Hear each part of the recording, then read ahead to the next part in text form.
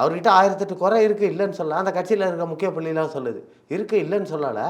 ஆனால் அதுக்கு என்ன பண்ணுறது, எல்லாரும் எங்களை மிதிக்கிறாங்க, திமுக வண்டி தான் எங்களை அரவணைக்குது. என்ன அரவணைக்குது ஒன்று? அன்னைக்கு வந்து ஜெயலலிதா பீரியட்ல தான் உண்மையிலே வந்து தாழ்த்தப்பட்ட இனத்தவர்களுக்கு மரியாதை கொடுத்த ஒரே சிஎம்னா ஜெயலலிதா தான். ஆமாம், தனபால் அன்னைக்கு தனபால் அவர்களை உணவுத்துறை அமைச்சராக்கி அழகு பார்த்தது ஜெயலலிதா. அன்னைக்கு தபான உன்னை அப்படியே மதிக்கலையா, நான் உன்னை நானே எழுந்து நிற்கணும் நீ வரும்போது, அப்படி ஒரு போஸ்ட்டு கொண்டு போய் உட்கார வைக்கிறேன்ட்டு அந்த தனபாலை வந்து சபாநாயகர் ஆக்கிந்த ஜெயலலிதா. சிதம்பரத்துலேருந்து ஏழுமலை அவர்களை திருச்சியில் கொண்டு வந்து நிற்க வச்சு எம்பி ஆக்கி அடைக்கல் ராஜை எதிர்த்து ஜெயிக்க வச்சதும் ஜெயலலிதா.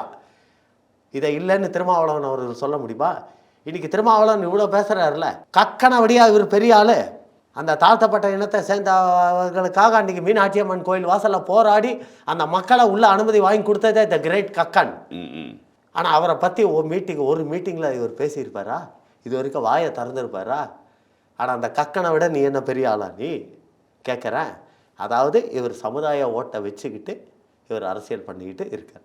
சமீபத்தில் அந்த இறந்து போனார் பாட்டாளி மக்கள் கட்சியில் குரு, அவர் கூட சொல்லியிருப்பார், இவர் உண்மையான எஸ்சி கிடையாது, டைவர்ட் டு தி தாழ்த்தப்பட்ட டைவர்ட் ஆனவர். அதுதான் உண்மை.